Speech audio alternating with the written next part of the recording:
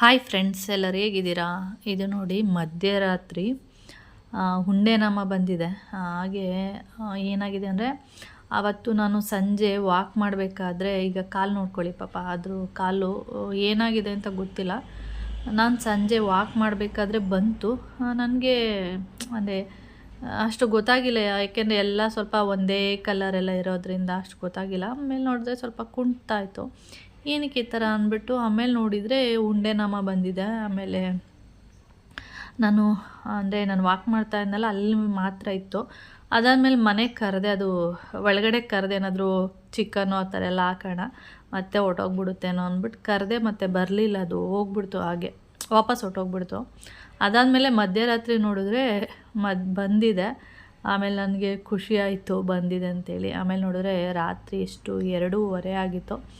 ಆಮೇಲೆ ಸ್ವಲ್ಪ ಬೆಕ್ಕದು ಫುಡ್ ಇತ್ತಲ್ಲ, ಬಿಸ್ಕೆಟ್ಗಳು, ಅದನ್ನು ಹಾಕ್ತೆ. ಅದು ತಿಂದ್ಕೊಂಡು ನೋಡಿ ಏನೋ ಮತ್ತೆ ಯಾವಾಗ ಹೊರ್ಟೋಗ್ಬಿಡುತ್ತೇನೋ ಅನ್ನೋ ಇದಕ್ಕೆ ಆವಾಗ ಅದು ಬೆಕ್ ಫುಡ್ ಮಾತ್ರ ಹಾಕ್ತೆ. ಚಿಕನ್ ಪೀಸೆಲ್ಲ ಹಾಕಬೇಕು ಅಂದ್ಕೊಂಡಿದ್ದೆ, ಮತ್ತು ಅದು ಫ್ರಿಜ್ಜಿಂದ ತೆಗೆದು ಸ್ವಲ್ಪ ಹೊತ್ತು ಟೈಮ್ ಕೊಡಬೇಕು. ಅದಕ್ಕೆ ಇದ್ದರೆ ಬೆಳಿಗ್ಗೆಗೆ ಹಾಕೋಣ ಅಂದ್ಬಿಟ್ಟು. ಏನಾಗಿದೆ ಕಾಲಿಗೆ ಏನೋ ಗೊತ್ತಿಲ್ಲ ನನಗೆ. ನನ್ನ ಪ್ರಕಾರ ಏನಾಗಿದೆ ಅಂತಲೂ ಗೊತ್ತಿಲ್ಲ. ಅಂದರೆ ಗೆಸ್ ಮಾಡೋಕ್ಕಾಗ್ತಾಯಿಲ್ಲ, ಈ ಥರನೇ ಆಗಿರ್ಬೋದು ಅಂತ. ಕಾಲು ಆ ಥರ ಆಗಿದೆ ಅಂದರೆ ಗಾಯ ಆಗಿರ್ಬೋದೇನೋ ಅಂತ. ಅದೇ ಗೊತ್ತಿಲ್ಲ, ಬೆಳಿಗ್ಗೆ ನೋಡೋಣ ಅಂದ್ಬಿಟ್ಟು ನಾನು ಸುಮ್ಮನೆ ಆಗಿಬಿಟ್ಟೆ. ಯಾಕೆಂದರೆ ಅದು ನಮ್ಮ ಕೈಗೆ ಸಿಗೋದು ಇಲ್ಲ ನೋಡೋದಕ್ಕೆ. ಓಕೆ, ಇದು ಬಂದು ಮಂಗಳವಾರ ಬೆಳಿಗ್ಗೆ ತಿಂಡಿ ಮಾಡ್ತಾಯಿದ್ದೆ. ತಿಂಡಿಗೆ ಚಿತ್ರಾನ್ನ ಮಾಡ್ತಾಯಿದ್ದೀನಿ. ಸುಮಾರು ಒಂದು 10-12 ಇದನ್ನು ತರಿಸಿದ್ದೆ, ಅಂದರೆ ನಿಂಬೆಹಣ್ಣನ್ನು ತರಿಸಿಟ್ಟಿದ್ದೆ.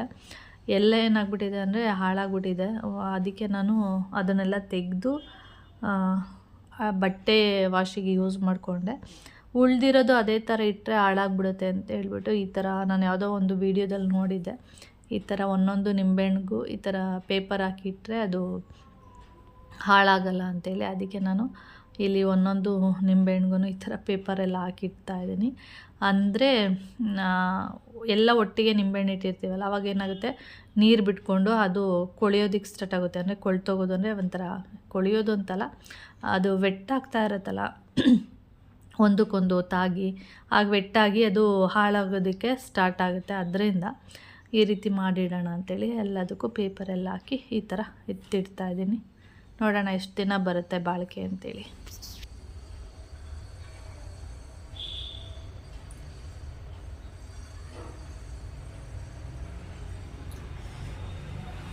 ಓಕೆ, ನಾನಿವಾಗ ತಿಂಡಿ ತಿಂತಾಯಿದ್ದೀನಿ. ತಿಂಡಿ ಬಂದು ಫಿಗರ್ ರೈಸ್ ಅಂದರೆ ಚಿತ್ರಾನ್ನ ಅಂತೇಳಿ. ನಾವು ಒಂದೊಂದ್ಸರಿ ಚಿತ್ರಾನ್ನ ಫಿಗರ್ ರೈಸ್ ಅಂತ ಕರಿತೀವಿ. ಮತ್ತು ಹೆಸರುಬೇಳೆ ನೆನೆ ಮಾಡಿದ್ನಲ್ಲ, ಅದು ಸ್ವಲ್ಪ ಉಳಿದಿತ್ತು, ಅದನ್ನು ಫ್ರಿಜ್ಜಲ್ಲಿ ಇಟ್ಟಿದ್ದೆ. ಅದಕ್ಕೆ ಮಾಮಂಗೆ ಸ್ವಲ್ಪ ಹಾಕ್ಕೊಟ್ಟೆ. ಇನ್ನು ನಾನೊಂದು ಸ್ವಲ್ಪ ಹಾಕ್ಕೊಂಡಿದ್ದೀನಿ, ಇನ್ನೂ ಸ್ವಲ್ಪ ಇದೆ, ಅದು ಮಧ್ಯಾಹ್ನ ಖಾಲಿ ಆಗುತ್ತೆ. ಹಾಗೆ ನಿನ್ನೆ ಉಪ್ಪು ಸಾಂಬಾರು ಮಾಡಿದ್ನಲ್ಲ, ಅದಕ್ಕೆ ಮಾಮ ಒಂದು 20 ರೂಪಾಯಿಗೆ ವಡೆ ತೊಗೊಬಂದಿದ್ರು. ಈ ವಡೆ ಬಂದು ಸಖತ್ತಾಗಿದೆ. ಯಾಕೆಂದರೆ ಆ ಆಂಟಿ, ನಾನು ಒಬ್ಬಟ್ಟು ತೋರಿಸಿದೆ ಗೊತ್ತಾ ಒಂದು ಸಾರಿ, ಅದೇ ಆಂಟಿನೇ ವಡೆ ಕೂಡ ಮಾಡ್ತಾರಂತೆ. ಅವರು ಕಲ್ಲಲ್ಲಿ ರುಬ್ಬಿ, ಅಂದರೆ ರುಬ್ಬೋ ಕಲ್ಲಿದೆಯಲ್ಲ, ಅದರಲ್ಲಿ ರುಬ್ಕೊಂಡು ಬಂದು ಮಾಡುವಂಥದ್ದು ವಡೆ. ಅದಕ್ಕೆ ವಡೆ ಬಂದು ತುಂಬ ಅಂದರೆ ತುಂಬ ಟೇಸ್ಟ್ ಇರುತ್ತೆ ಮಾತ್ರ. ಎಷ್ಟು 10 ರೂಪಾಯಿಗೆ 3 ವಡೆ ಕೊಡ್ತಾರಂತೆ, ಅದೇ ಚೆನ್ನಾಗಿರುತ್ತೆ. ಮಾಮ 20 ರೂಪಾಯಿಗೆ 6 ವಡೆ ತೊಗೊಬಂದಿದ್ರು. ನಾನು 2 ತಿಂದಿದ್ದೆ ಅಷ್ಟೇ. ಮಾಮ 2 ತಿಂದರು, ಇನ್ನೆರಡು ಉಳಿದಿತ್ತು. ಈಗ ಮಾಮನಿಗೆ ಒಂದು ಹಾಕ್ಕೊಟ್ಟಿದ್ದೀನಿ, ಈಗ ನಾನೊಂದು ಹಾಕ್ಕೊಂಡು ತಿಂತಾಯಿದ್ದೀನಿ ಅಷ್ಟೇ. ಸಖತ್ತಾಗಿದೆ ಮಾತ್ರ ಟೇಸ್ಟು. ನಾನು ಅಂದ್ಕೊಂಡೆ ಚೆನ್ನಾಗಿದೆ ವಡೆ ಅಂತ ಹೇಳಿದೆ. ಅಂದರೆ ಮಾಮ ಬೇರೆ ಕಡೆ ತರ್ತಾಯಿದ್ರು. ಯಾವಾಗ ಆಂಟಿ ಹತ್ರ ಒಬ್ಬಟ್ಟೆಲ್ಲ ತರೋದಕ್ಕೆ ಸ್ಟಾರ್ಟ್ ಆದರು, ಆವಾಗ ವಡೆ ಹಾಕ್ತಾಯಿದ್ರಂತೆ. ಆವಾಗ ನೋಡಿ ಸರ್, ನಾನು ಕೈಯಲ್ಲಿ ರುಬ್ಬಿ ಮಾಡುವಂಥದ್ದು ವಡೆನ ತೊಗೊಂಡೋಗಿ ಇಲ್ಲ ಟೇಸ್ಟ್ ಮಾಡಿ ಅಂದ್ಬಿಟ್ಟು ಒಂದು ಕೊಟ್ಟಿದ್ದಾರೆ. ಆವಾಗ ಟೇಸ್ಟ್ ಮಾಡಿದಾಗ ಚೆನ್ನಾಗಿತ್ತು ಅಂತೇಳಿ ಮನೆಗೆ ತರೋದಕ್ಕೆ ಸ್ಟಾರ್ಟ್ ಮಾಡಿದ್ರು. ಆವತ್ತಿಂದ ಚೆನ್ನಾಗಿದೆ ವಡೆ ಅಂತೂ, ಸಖತ್ತಾಗಿದೆ. ಕಲ್ಲಲ್ಲಿ ರುಬ್ಬಿ ಮಾಡಿ ಹೇಗೆ ಟೇಸ್ಟ್ ಇರುತ್ತೆ ಅಷ್ಟೇ ಚೆನ್ನಾಗಿತ್ತು. ಅದಕ್ಕೇನಾದರೂ ವಡೆ ಏನಾದ್ರು ಬೇಕು ಅಂದರೆ ಅಲ್ಲೇ ತೊಗೊಬರುವಂಥದ್ದು. ಓಕೆ, ನಾನಿವಾಗ ತಿಂಡಿನ ತಿಂತೀನಿ. ಆಮೇಲೆ ವಿಡಿಯೋನ ಕಂಟಿನ್ಯೂ ಮಾಡ್ತೀನಿ. ಓಕೆ, ಟೈಮ್ ಬಂದು ಇವಾಗ 11:15 ಆಗ್ತಾಯಿದೆ. ನೀವು ನೋಡ್ತಾ ಇರ್ಬೋದು 11:25. ಹಾಗೆ ನಮ್ಮ ನಾಮ ಇಲ್ಲಿ ಮಲ್ಕೊಂಡಿದ್ದೆ. ಹಾಗೆ ಇನ್ನೊಂದು ಬೆಕ್ಕಿತ್ತಲ್ಲ, ಉಂಡೆ ಬೆಕ್ಕು, ಅದು ಬಂದಿತ್ತು. ಇಲ್ಲೇ ಇತ್ತು. ಇದು ಕಚ್ಚಕ್ಕೆಲ್ಲ ಹೋಗೋದು, ಮತ್ತು ಕರ್ಗಮ್ಮನೂ ಅಷ್ಟೇ ಅದನ್ನು ಕಚ್ಚಕ್ಕೆ ಹೋಗ್ತಾಯಿತ್ತು. ಅಂದರೆ ತುಂಬ ದಿನ ಆಯ್ತಲ್ವಾ, ಅದರಿಂದ ಏನೋ ಗೊತ್ತಿಲ್ಲ.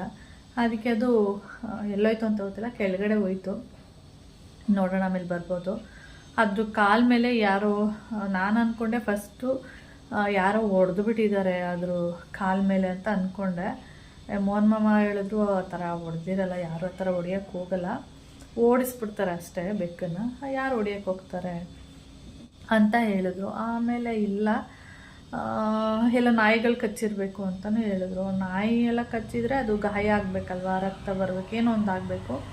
ಆ ಥರ ಆಗಿಲ್ಲ. ಆಮೇಲೆ ನೋಡಿದೆ ನಾನು, ಅದು ಅಂದರೆ ನಾನು ಮುಟ್ಟಿದ್ರೆ ಅದು ಓಡ್ಬಿಡುತ್ತೆ ಭಯ ಪಟ್ಕೊಂಡು. ಇವಾಗಂತಲ್ಲ, ಅವಾಗಿಂದನೂ ಹಾಗೆ ಅದು. ಆಮೇಲೆ ಹತ್ರ ಕುತ್ಕೊಂಡು ಸ್ವಲ್ಪ ಅಬ್ಸರ್ವ್ ಮಾಡಿದೆ, ಏನಾದರೂ ನಾಯಿ ಎಲ್ಲ ಕಚ್ಚಿದೆಯಾ ಏನು ಅಂತ ನೋಡಿದೆ. ಏನು ಕಚ್ಚಿಲ್ಲ. ಆಮೇಲೆ ಮೋಹನ್ ಮಾಮಂಗೆ ಹೇಳಿದೆ, ನಾಯಿ ಎಲ್ಲ ಕಚ್ಚಿದ್ರೆ ಸ್ವಲ್ಪನದು ಗಾಯದ ಗುರ್ತಿರುತ್ತೆ.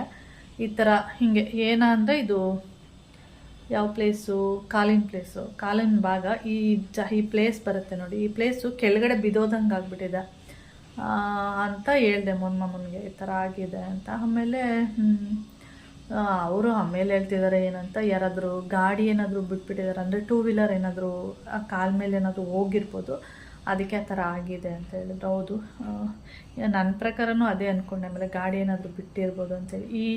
ಈ ಪೋರ್ಷನ್ ಏನಿದೆ, ಈ ಪೋರ್ಷನ್ ಕೆಳಗಡೆ ಬಿದ್ದೋಗಿರೋ ಥರ ಆಗಿದೆ. ಪಾಪ ನಡೆಯೋದಕ್ಕೆ ಆಗಲ್ಲ, ಆ ಥರ ಆಗಿಬಿಟ್ಟಿದೆ. ನನಗೆ ಪಾಪ ನೋಡಿಬಿಟ್ಟು ಪಾಪ ಅಂತ ಅನ್ನಿಸ್ಬಿಡ್ತು. ಓಕೆ, ಆ ಥರ ಆಗಿಬಿಟ್ಟಿದೆ, ಏನು ಮಾಡೋಕ್ಕಾಗಲ್ಲ. ಅದಕ್ಕೆ ಬಂತು, ನೋಡಿದ್ರೆ ಮತ್ತೆ ಹೋಯ್ತು. ಹಾಗೆ ಅಡುಗೆ ಮನೆಯೆಲ್ಲ ಕ್ಲೀನ್ ಮಾಡಿದ್ದೀನಿ. ಅಡುಗೆ ಮನೆಯನ್ನು ತೋರಿಸಲ್ಲ, ಕ್ಲೀನೆಲ್ಲ ಮಾಡಿ ಸಾಂಬಾರು ಕೂಡ ಮಾಡಿದ್ದೀನಿ. ಇದು ರೈಸು, ಇದು ನೆನ್ನೆದು ಉಪ್ಪು ಸಾಂಬಾರು, ನನಗೆ ತುಂಬ ಇಷ್ಟ. ಇದು ಮುದ್ದೆ ಪಾತ್ರೆ, ಇದು ತೊಗರಿಕಾಯಿ ಸಾಂಬಾರು, ತೊಗರಿಕಾಯಿ ಹುಳಿ ಮಾಡಿದ್ದೀನಿ. ಬೆಳಿಗ್ಗೆನೇ ಮಾಡಿಬಿಟ್ಟೆ, ಇಲ್ಲಾಂದರೆ ಅದಕ್ಕೆ ಬೇರೆ ಟೈಮ್ ಕೊಡಬೇಕು. ತಿಂಡಿ ಮಾಡ್ತಾ ಅದಕ್ಕೆ ಕೆಲಸ ಮುಗಿಸ್ಬಿಟ್ಟೆ. ಓಕೆ, ಈಗ ಕೆಲಸ ಎಲ್ಲ ಆಗಿದೆ. ಇನ್ನೂ ಅಂದರೆ ಅಡುಗೆ ಮನೆ ಕೆಲಸ ಎಲ್ಲ ಆಯಿತು. ಇನ್ನು ಗುಡಿಸೋದು, ಒರೆಸೋದು ಅದನ್ನೆಲ್ಲ ಮಾಡಿದ್ರೆ ಆಯಿತು ಅಷ್ಟೇ.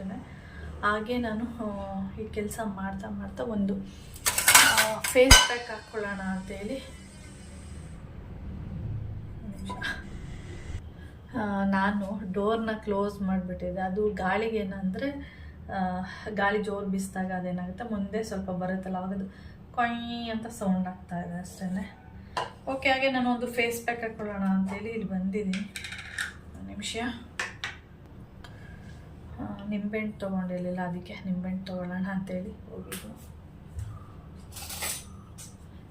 ಏನಾದರೂ ಒಂದು ಮರಿತಾ ಇರ್ತೀನಿ. ಇದಕ್ಕೆ ಏನು ಬೇಕು ಅಂದರೆ, ಈ ಫೇಸ್ ಪ್ಯಾಕಿಗೆ ಇದು ತುಂಬ ಒಳ್ಳೆಯ ರಿಸಲ್ಟ್ ಕೊಡುತ್ತೆ ನಿಮಗೆ. ಇದು ಬಂದು ಗೋಧಿ ಹಿಟ್ಟು, ನಿಮಗೆ ಕಾಣಿಸ್ಬೋದು, ಗೋಧಿ ಹಿಟ್ಟು. ಇದು ಗೋಧಿ ಹಿಟ್ಟನ್ನ ಬರೀ ಫೇಸಿಗೆ ಅಷ್ಟೇ ಯೂಸ್ ಮಾಡ್ತೀನಿ. ಇಷ್ಟು ತೊಗೊಂಡಿದ್ದೀನಿ, ತೆಳುವಾಗಿ ಹಾಕಬೇಕು, ಇಷ್ಟು ಸಾಕು. ಓಕೆ, ಹಾಗೆ ಇದಕ್ಕೆ ನಾನು ನಿನ್ನೆ ನಿಮಗೆ ತೋರಿಸಿದೆ, ಕ್ಯಾರೆಟ್ ಜ್ಯೂಸ್ ಮಾಡಿ ಇಟ್ಟಿದ್ದೀನಿ ಅಂತೇಳಿ. ಆ ಜ್ಯೂಸನ್ನ ಇದಕ್ಕೆ ಮಿಕ್ಸ್ ಮಾಡ್ತೇನೆ. ಓಕೆ, ಸ್ವಲ್ಪನೇ ಸಾಕು. ಹಾಗೆ ಒಂದು 2-3 ಡ್ರಾಪಿನಷ್ಟು ನಿಂಬೆಹಣ್ಣಿನ ರಸ. ಓಕೆ, ಇವಾಗ ನಿಮಗೆ ರೋಸ್ ವಾಟರ್ ಇದ್ದರೂ ಕೂಡ ಮಿಕ್ಸ್ ಮಾಡ್ಕೊಳ್ಳಿ. ರೋಸ್ ವಾಟರ್ ಇದೆ ಮಿಕ್ಸ್ ಮಾಡ್ಕೊಳ್ತೀನಿ. ಇಲ್ಲ ನೀವು ಹಾಲು ಅಥವಾ ಮೊಸರು ಯೂಸ್ ಮಾಡಿದ್ರೂ ಅದರಲ್ಲೂ ಮಿಕ್ಸ್ ಮಾಡ್ಕೋಬೋದು. ನಾನಿಲ್ಲಿ ಕ್ಯಾರೆಟ್ ಜ್ಯೂಸನ್ನ ಇನ್ನೊಂದು ಸ್ವಲ್ಪ ಹಾಕ್ಕೊಳ್ತೀನಿ. ಇವಾಗ ಇದನ್ನು ನೀಟಾಗಿ ಮಿಕ್ಸ್ ಮಾಡ್ಕೊಳ್ಳೋಣ. ತೆಳುವಾಗಿ, ಇದು ಜಾಸ್ತಿ ಇದೆ, ಈ ಕಡೆ ನೀಟಾಗಿ ಮಿಕ್ಸ್ ಮಾಡಿಕೊಂಡು. ಗೋಧಿ ಹಿಟ್ಟು ಸ್ಕಿನ್ನಿಗೆ ತುಂಬ, ಒಬ್ಬೊಬ್ಬರಿಗೆ ಚೆನ್ನಾಗಿ ಅಡ್ಜಸ್ಟ್ ಆಗುತ್ತೆ ಗೋಧಿ ಹಿಟ್ಟು. ಓಕೆ, ಇಷ್ಟು, ಇದು ಬೇಡ, ಜಾಸ್ತಿ ಆಯಿತು ಅಂದ್ಕೊಂಡಿದ್ದೀನಿ. ಇದಿಷ್ಟೇ ಸಾಕು. ಇದು ಹೇಗಿದೆ ಅಂದರೆ, ಕೆಂಪು ತೊಗರಿಬೇಳೆನ ಪೌಡರ್ನ ಮಿಕ್ಸ್ ಮಾಡಿದ್ರೆ ಯಾವ ಥರ ಬರುತ್ತೆ ಆ ಥರ ಕಲ್ಲರ್ ಇದೆ. ವಿಡಿಯೋದಲ್ಲಿ ಯಾವ ಥರ ಕಾಣಿಸ್ತಾ ಇದೆ ಅಂತ ಗೊತ್ತಿಲ್ಲ. ಇವಾಗ ನಾನು ಈ ಫೇಸ್ ಪ್ಯಾಕ್ನ ಹಾಕ್ಕೊಡ್ತೀನಿ. ಆದಷ್ಟು ಫೇಸ್ ಪ್ಯಾಕು ತುಂಬ ತಿಕ್ಕಾಗಿರಬಾರ್ದು, ತೆಳು ಇದ್ದರೆ ಚೆನ್ನಾಗಿರುತ್ತೆ. ನನಗೆ ಕ್ಯಾಮ್ರಾ ನೋಡ್ಕೊಂಡು ಹಾಕೊಳ್ಳೋದು ಕಷ್ಟ.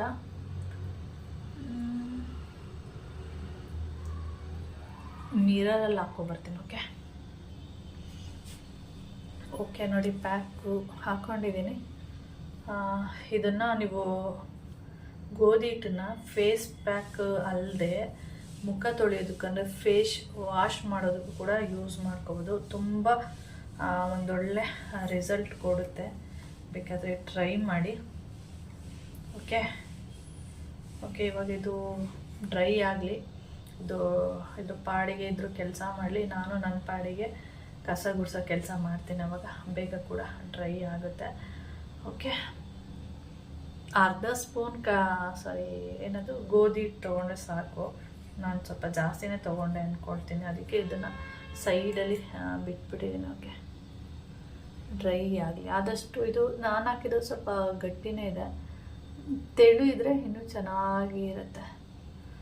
ನಿಮಗೆ ವಿಡಿಯೋದಲ್ಲಿ ಅಷ್ಟು ಕಲರ್ ಗೊತ್ತಾಗ್ತಾಯಿಲ್ಲ, ಆದರೆ ನನಗೆ ರಿಯಲಿ ನೋಡುವಾಗ ಕ್ಯಾರೆಟು ಏನು ಜ್ಯೂಸ್ ಹಾಕಿ ಮಾಡಿರೋವಂಥದ್ದು ಏನಿದೆ ಅದು ಕೆಂಪು ತೊಗರಿಬೇಳೆ ಏನು ಪೌಡ್ರ್ ಮಾಡಿ ಅದನ್ನೇನಾದ್ರು ಸ್ವಲ್ಪ ನೀರಲ್ಲಿ ಮಿಕ್ಸ್ ಮಾಡಿದ್ರೆ ಯಾವ ಕಲರ್ ಬರುತ್ತೆ ಸೇಮ್ ಹಾಗೆ ಇದೆ, ಚೆನ್ನಾಗಿದೆ. ಅಂದರೆ ಕ್ಯಾರೆಟ್ ಜ್ಯೂಸ್ ಹಾಕಿರೋದಲ್ವ, ಕ್ಯಾರೆಟ್ ಜ್ಯೂಸಿಗೆ ನಾನು ನೀರನ್ನ ಮಿಕ್ಸ್ ಮಾಡಿಲ್ಲ, ಅದರಿಂದ ಅದು ಆ ಕಲರೇ ಕಾಣಿಸ್ತಾ ಇರೋದು.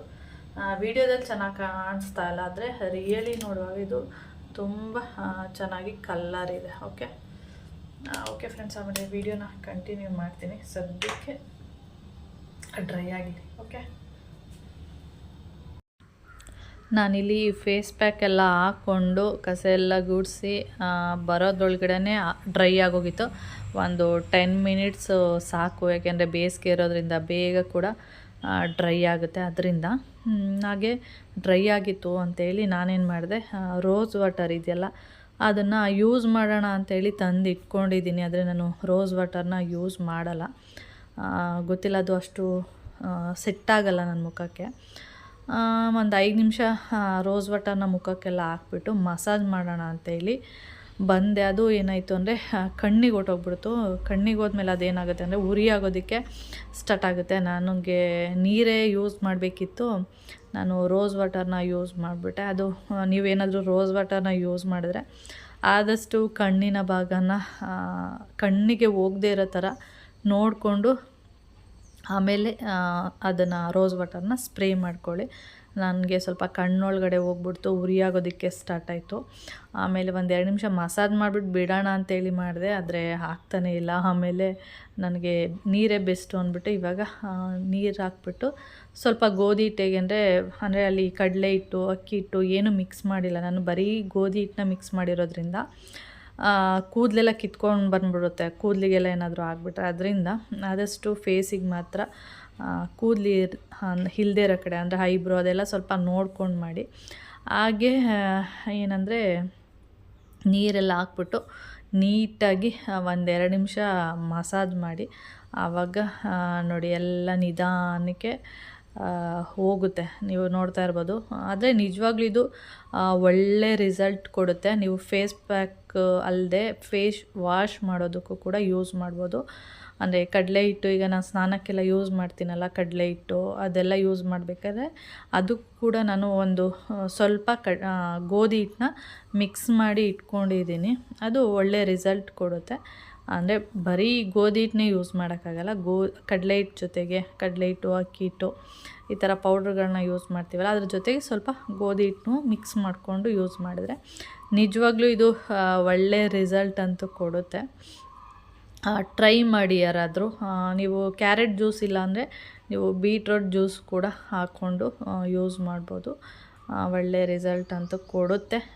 ಇವಾಗ ನೀವು ನೋಡ್ತಾ ಇರ್ಬೋದು, ನೀಟಾಗಿ 1-2 ನಿಮಿಷ ಮಸಾಜ್ ಮಾಡಿಬಿಟ್ಟು ಬೇಕಾದರೆ ಹೀಗೆ ಬಿಟ್ಟು ಮತ್ತೆ 1-2 ನಿಮಿಷ ಬಿಟ್ಟು ಮುಖ ತೊಳಿಬೋದು. ಅವಾಗ ಏನಾಗುತ್ತೆ, ನೀರೆಲ್ಲ ಎಲ್ಲ ಕಡೆ ಅಂದರೆ ಮುಖದ್ದು ಎಲ್ಲ ಕಡೆ ಸ್ಪ್ರೆಡ್ ಆಗಿರುತ್ತೆ, ಆವಾಗ ಮುಖ ತೊಳೆಯೋದಕ್ಕೆ ಈಸಿ ಆಗುತ್ತೆ.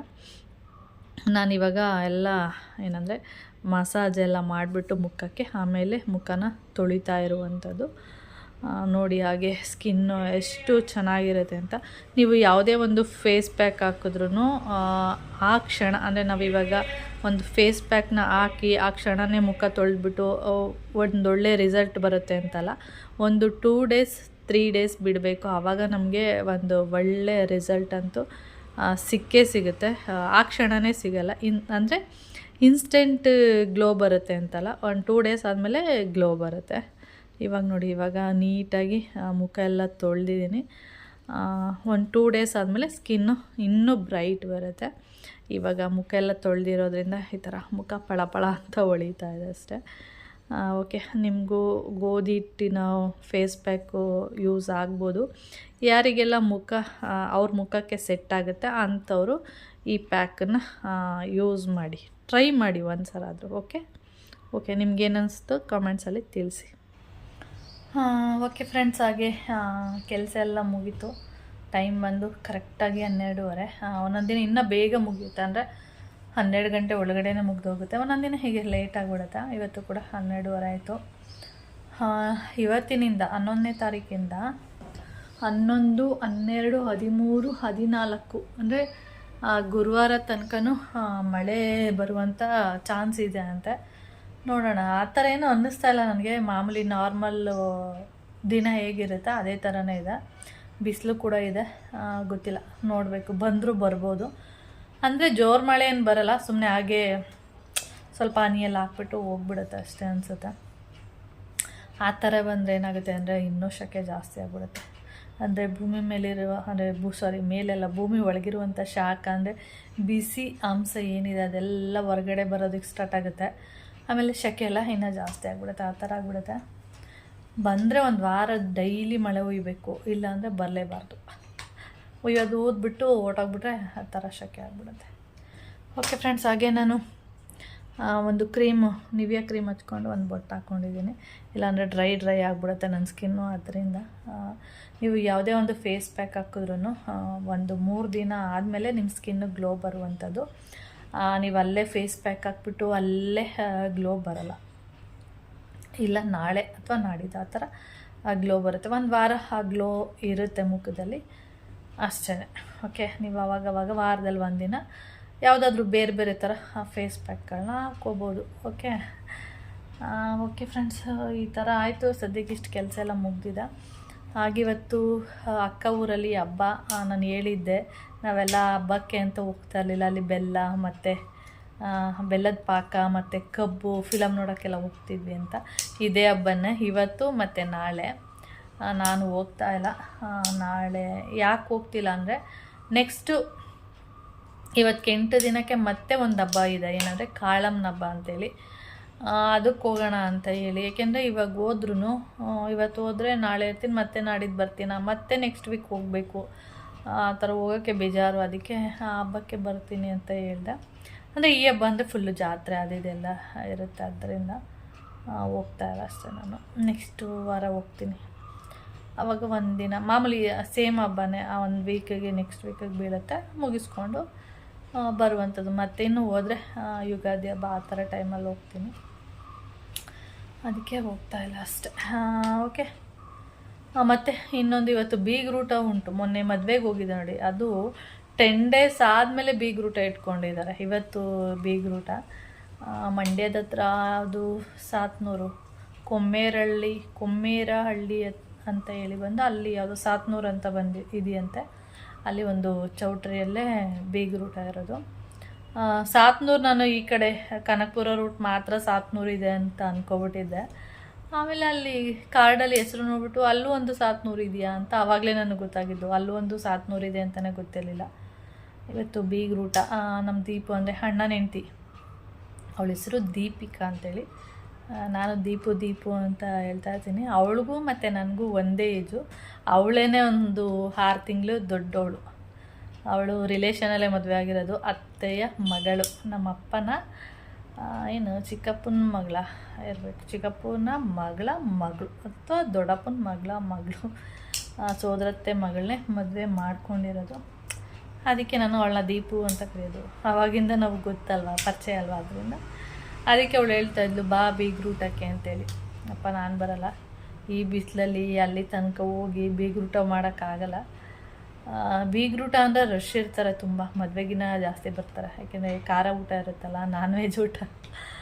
ಅದಕ್ಕೆ ಇಲ್ಲ ನಾನು ಬರಲ್ಲ ಅಂತ ಅಂದೆ. ಈ ಬಿಸಿಲಲ್ಲಿ ಯಾರು ಅಲ್ಲಿ ತನಕ ಹೋಗ್ತಾರೆ? ಮನೇಲೇ ಇದ್ದು ಮಜ್ಜಿಗೆನ ಹೊತ್ತು ತಿನ್ಕೊಂಡು ಆರಾಮಾಗಿ ನೆಮ್ಮದಿಯಾಗಿ ಮಲ್ಕೋಬೋದು, ಅಲ್ಲಿ ಹೋಗಿ ಬರೋ ಬದಲು ಅನಿಸ್ಬಿಡುತ್ತೆ ಒಂದೊಂದು ಸರಿ. ಅದಕ್ಕೇನಿಲ್ಲ ನಾನು ಬರಲ್ಲ, ಹೋಗಿ ಬನ್ನಿ ಅಂತ ಹೇಳ್ದೆ. ಓಕೆ ಫ್ರೆಂಡ್ಸ್, ಹಾಗೆ ವಿಡಿಯೋನ ಕಂಟಿನ್ಯೂ ಮಾಡ್ತೀನಿ. ಓಕೆ, ಟೈಮ್ ಬಂದು ಇವಾಗ 3 ಗಂಟೆ ಆಗ್ತಾಯಿದೆ. ಹಾಗೇ ಫುಲ್ಲು ಮೋಡ ಇದೆ. ಒಂದು 2:30ಇಂದ ಮಳೆ ಬರುವಂಥ ವಾತಾವರಣ ಸ್ಟಾರ್ಟ್ ಆಗಿದೆ. ಬರುತ್ತೆ ಏನೋ ಗೊತ್ತಿಲ್ಲ, ರಿಯಲಿ ಬರುವಂಥ ವಾತಾವರಣ ಇದೆ. ಅದಕ್ಕೆ ಮೋಹನ್ಮಮ್ಮ ಹೋದ್ರಲ್ಲ, ಅವಾಗ ಹೇಳಿದೆ ಜಾಕೆಟ್ ತೊಗೊಂಡೋಗಿ ಮಳೆ ಬರ್ಬೋದು ಅಂತೇಳಿ. ನೋಡಿದರೆ ಯಾವ ಸೀಮೆ ಮಳೆ ಬರುತ್ತೆ ಹೋಗು ಅಂಥೇಳಿ ಹೋದರು ಅವರು. ಮಳೆ ಏನಾದರೂ ಬಂದಾಗ ಫೋನ್ ಮಾಡ್ತಾರೆ, ನಾನು ತಗೊಬರ್ಬೇಕಿತ್ತು, ಸುಮ್ಮನೆ ಗಾಡಿಯಲ್ಲಿ ಇಟ್ಕೋಬೇಕಿತ್ತು ಅಂತ ಹೇಳ್ತಾರೆ. ಇವಾಗ ಹೇಳಿದಾಗ ಬರುತ್ತಾ, ಬರಲಿ ಬಿಡು ನೋಡ್ಕೊಳ್ಳೋಣ ಆ ಥರ ಹೇಳುವಂಥದ್ದು. ನಿಮ್ಮ ಇಷ್ಟ ಅಂತ ಅಂದ್ಬಿಟ್ಟು ನಾನು ಸುಮ್ಮನೆ ಅದೇ. ಒಂದು ಸರಿ ಹೇಳಬೇಕು, ಕೇಳೋದು ಬಿಡೋದು ಅವ್ರಿಗೆ ಬಿಟ್ಟಿದ್ದು. ಆಗ ಅಂದ್ಕೊಂಡು ಹೋದರು. ಹಾಗೆ ನಾನು ಏನಪ್ಪ ಅದು ಮೊಸರು ಮತ್ತು ಸಕ್ಕರೆ ಹಾಕ್ಕೊಂಡು ತಿನ್ನೋಣ ಅಂತ ಅನ್ಕೋತಾ ಇದ್ದೆ. ಯಾಕೋ ತಿನ್ನಬೇಕು ಅನ್ನಿಸ್ತಾಯಿತ್ತು. ಅದಕ್ಕೆ ನೋಡಿದ್ರೆ ವೆದರ್ ಈ ಥರ ಆಗೋಯ್ತಲ್ಲ, ಬೇಡಪ್ಪ ಆಮೇಲೆ ಏನಾದರೂ ಶೀತ ಗೀತ ಆಗಿಬಿಟ್ರೆ ಏನು ಮಾಡೋದು. ಅಂದರೆ ಮೊಸರು ಹೀಟು, ಶೀತ ಏನಲ್ಲ, ಬೇಡ ಅಂತ ಅನ್ನಿಸ್ತು. ಮೊದಲು ಬಿಸಿಲಿತ್ತಲ್ಲ, ಅವಾಗ ತಿನ್ನಬೇಕು ಅಂತ ಅನ್ನಿಸ್ತಾ ಇತ್ತು, ಇವಾಗ ಬೇಡ ಅನ್ನಿಸ್ತಾ ಇದೆ. ಯಾಕೆಂದರೆ ವೆದರ್ ಸ್ವಲ್ಪ ಚೇಂಜ್ ಆಗೋಯ್ತು ನೋಡಿ, ಅದರಿಂದ ಬೇಡ ಅಂತ ಅನ್ನಿಸ್ತಾ ಇದೆ. ಅದಕ್ಕೆ ನಾನು ಸುಮ್ಮನೆ ಆಗ್ಬಿಟ್ಟಾಯಿತು ಅಂತೇಳಿ. ಇವಳು ನೋಡಿ ಗುಮ್ಮಿ ಮಲ್ಕೊಂಡಿದ್ದಾಳ, ನಾನು ಅಲ್ಲಿ ಪಕ್ಕದಲ್ಲಿ ಮಲ್ಕೊಂಡಿದ್ದೆ. ಮಲ್ಕೊಂಡು ಸುಮ್ಮನೆ ಅದ್ರ ಕೈನ ತೆಗೆದು ಹಿಂಗೆ ಅದ್ರ ಗಡ್ಡನ ಹಿಂಗೆ ಮಾಡೋದು ಅಂದರೆ ಅದ್ರ ಕೈಯಿಂದನೇ ಮಾಡಿಸೋ ಥರ ಮಾಡ್ತಾಯಿದ್ನ. ಅಂದರೆ ಸ್ವಲ್ಪ ಲೈಟಾಗಿ ನಿದ್ದೆ ಬಂದಿತ್ತು, ಮಾಡ್ತಾಯಿದ್ನಲ್ಲ. 1-2 ಸರಿ ಮಾಡ್ತಾಯಿದ್ದೆ, ಕೋಪ ಬಂದುಬಿಟ್ಟು ನನಗೆ ಪರಿಚಯ ಬಿಡ್ಲು ನೋಡಿ, ಹಿಂಗೆ ಪರಿಚಿದಾಳೆ ರಾಣಿ. ಇವಾಗ ನಿದ್ದೆ ಬಂದಿದ್ದಿಲ್ಲ, ನಿದ್ದೆ ಟೈಮಲ್ಲಿ ಆ ಥರ ಮಾಡಿದರೆ ಕೋಪ ಬರುವಂಥದ್ದು. ಓಕೆ, ಆಮೇಲೆ ವಿಡಿಯೋನ ಕಂಟಿನ್ಯೂ ಮಾಡ್ತೀನಿ. ಓಕೆ, ಹಾಗೆ ನಾನು ಇದ್ರ ಬಗ್ಗೆ ತೋರಿಸಿಲ್ಲ.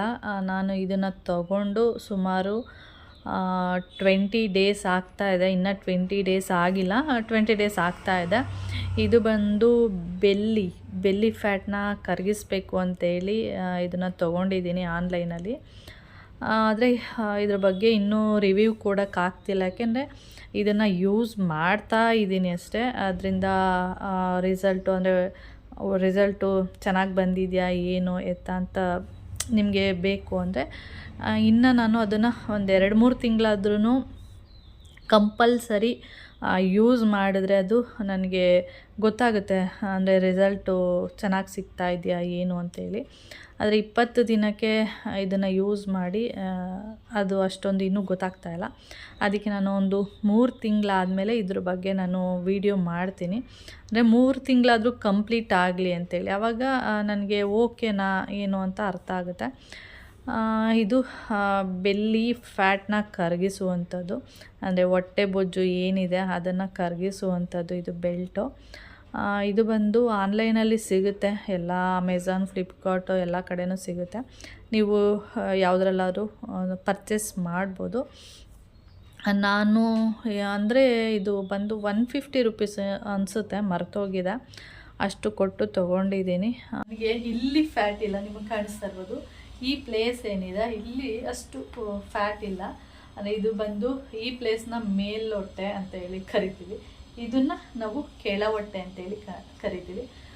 ಈ ಥರ ನಿಂತ್ಕೊಂಡ್ರೆ ಕಾಣಿಸುತ್ತೆ, ಈಗ ನಿಂತ್ಕೊಂಡ್ರೆ ಅಷ್ಟು ಏನು ಗೊತ್ತಾಗಲ್ಲ. ನೋಡಿ ಈ ಥರ ನಿಂತ್ಕೊಂಡ್ರೆ ಇದು ನೋಡಿ ಇಲ್ಲೂ ಅಂದರೆ ಹೊಟ್ಟೆ ಇದೆ ನನಗೆ, ಆದರೆ ಅಷ್ಟೊಂದಿಲ್ಲ.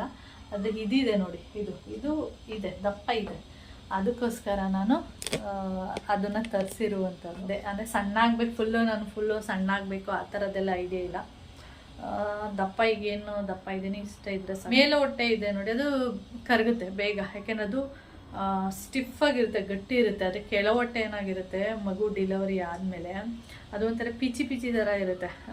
ಏನಂತ ಹೇಳ್ಬೋದು, ಇವಾಗ ಒಂದು ಪಿ ತೊಗೊಂಡು ಬಲೂನ್ ಅದನ್ನು ಊದಿದಾಗ ಯಾವ ಥರ ಇರುತ್ತೆ, ಅದು ಊದಿ ಏರೆಲ್ಲ ಹೊರಗಡೆ ಬಂದಮೇಲೆ ಆ ಬಲೂನ್ ಯಾವ ಥರ ಇರುತ್ತೆ ನೋಡಿ, ಒಂಥರ ಇರುತ್ತೆ. ಊದೋಕೆ ಮೊದಲು ನೋಡಿ ಯಾವ ಥರ ಇರುತ್ತೆ, ಹಂಗೆ ಊದಿ ಅಂದರೆ ಏರೆಲ್ಲ ಹೊರಗಡೆ ಬಂದಮೇಲೆ ಆ ಬಲೂನು ಆ ಶೇಪೇ ಚೇಂಜ್ ಆಗಿಬಿಟ್ಟಿರುತ್ತೆ. ಹಂಗೆ ನಮ್ಮ ಹೊಟ್ಟೆ ಏನಿದೆ ಕೆಳ ಹೊಟ್ಟೆ, ಅದು ಶೇಪೇ ಫುಲ್ಲು ಚೇಂಜ್ ಆಗಿಬಿಟ್ಟಿರುತ್ತೆ. ಅದು ಸ್ವಲ್ಪ ಹಿಂಗೆ ಪಿಚ್ಚಿ ಪಿಚ್ಚಿ ಥರ ಇರುತ್ತಲ್ವ, ಒಂಥರ ಸಾಫ್ಟ್ ಥರ, ಅಂದರೆ ಹೊಟ್ಟೆ ಈ ಥರ ಆಗಿ ಒಂದೇ ಕಡೆ, ಆಮೇಲೆ ಮಗು ಹೊರಗಡೆ ಬಂದಮೇಲೆ ಈ ಥರ ಆಗಿಬಿಡುತ್ತೆ. ಅವಾಗ ಏನಾಗುತ್ತೆ, ಒಂಥರ ಹೇಳಿದ್ನಲ್ಲ ಈಗ ಬಲೂನು ಹೂವು ಏರೆಲ್ಲ ಹೋದ್ಮೇಲೆ ಆ ಥರ ಆಗುತ್ತೆ. ಅದು ಸ್ವಲ್ಪ ಕಷ್ಟ ಕರಗಿಸೋದು. ಮೇಲೆ ಹೊಟ್ಟೆನ ನನ್ನ ಪ್ರಕಾರ ಸ್ವಲ್ಪ ಕರಗಿಸ್ಬೋದು ಕಷ್ಟಪಟ್ಟು, ಇದು ಸ್ವಲ್ಪ ಕೆಳ ಹೊಟ್ಟೆ ಕಷ್ಟನೇ. ಅದಕ್ಕೆ ಇದನ್ನು ತರಿಸಿದ್ದೀನಿ. ಇನ್ನೂ ಒಂದು 2 ತಿಂಗಳು ಯೂಸ್ ಮಾಡೋಣ ಅಂದ್ಕೊಂಡಿದ್ದೀನಿ. ಈಗ 20 days ಆಗಿರೋದ್ರಿಂದ ಏನೋ ಅಂತ ರಿಸಲ್ಟ್ ಗೊತ್ತಾಗಲ್ಲ. ಇನ್ನೂ ಒಂದು 2-3 ತಿಂಗಳು ಯೂಸ್ ಆದಮೇಲೆ ಅದರಿಂದ ನನಗೆ ಒಳ್ಳೆ ರಿಸಲ್ಟ್ ಬಂದ್ರೂ ವೀಡಿಯೋ ಮಾಡ್ತೀನಿ. ಅಕಸ್ಮಾತ್ ರಿಸಲ್ಟ್ ಬಂದಿಲ್ಲ ಅಂದ್ರೂ ನಿಮಗೆ ವೀಡಿಯೋ ಮಾಡಿ ಹಾಕ್ತೀನಿ. ಒಟ್ಟಲ್ಲಿ ರಿಸಲ್ಟು ಬರುತ್ತಾ ಬರಲ್ವ ಅನ್ನೋದನ್ನು ಒಂದು ವೀಡಿಯೋ ಮಾಡಿ ಹಾಕ್ತೀನಿ. ಓಕೆ, ಇದು ಎಷ್ಟು ನಾನು ಕೊಟ್ಟಿದ್ದು 150 rupees ಅನಿಸುತ್ತೆ, ಅಷ್ಟೇ ಕೊಟ್ಟಿರೋದು. ನಾನು ಜಾಸ್ತಿ ಏನೂ ಕೊಟ್ಟಿಲ್ಲ. ಓಕೆ, ವರ್ತು ಚೆನ್ನಾಗಿದೆ ಇದು ಬೆಲ್ಟ್. ಮಾತ್ರ ಬೆಲ್ಟ್ ಅಂತೂ ಚೆನ್ನಾಗಿದೆ, ನೀವು ನೋಡ್ತಾ ಇರ್ಬೋದು, ಸಖತ್ತಾಗಿದೆ. ಅಂದರೆ ಇದ್ರ ಬಗ್ಗೆ ಇನ್ನೊಂದಿನ ಗೊತ್ತಲ್ಲ, ಇನ್ನೊಂದಿನ ಅಂದರೆ ಇನ್ನೂ 2 ತಿಂಗಳು ಹೋಗಲಿ, ಆಮೇಲೆ ನಾನು ಅದ್ರ ಬಗ್ಗೆ ವಿಡಿಯೋ ಮಾಡಿ ಹಾಕ್ತೀನಿ. ತುಂಬ ಜನ ಹೆಣ್ಮಕ್ಳಿಗೆ ಯೂಸ್ ಆಗ್ಬೋದು ಅದು, ಅದಕ್ಕೋಸ್ಕರ. ಓಕೆ ಫ್ರೆಂಡ್ಸ್, ಹಾಗೆ ಈ ವಿಡಿಯೋನು ಕೂಡ ನಾನು ಇಲ್ಲಿಗೆ ಎಂಡ್ ಮಾಡ್ತೀನಿ. ಈ ವಿಡಿಯೋ ಏನಾದರೂ ಇಷ್ಟ ಆದರೆ ಲೈಕ್, ಶೇರ್, ಕಾಮೆಂಟ್ ಮಾಡಿ. ಹಾಗೆ ಯಾರಾದರೂ ಫಸ್ಟ್ ಟೈಮ್ ನೋಡ್ತಾ ಇದ್ದರೆ ಪ್ಲೀಸ್ ಸಬ್ಸ್ಕ್ರೈಬ್ ಮಾಡ್ಕೊಂಡು ನೋಡಿ. ನೆಕ್ಸ್ಟ್ ವಿಡಿಯೋದಲ್ಲಿ ಸಿಗೋಣ. ಓಕೆ, ಬಾಯ್.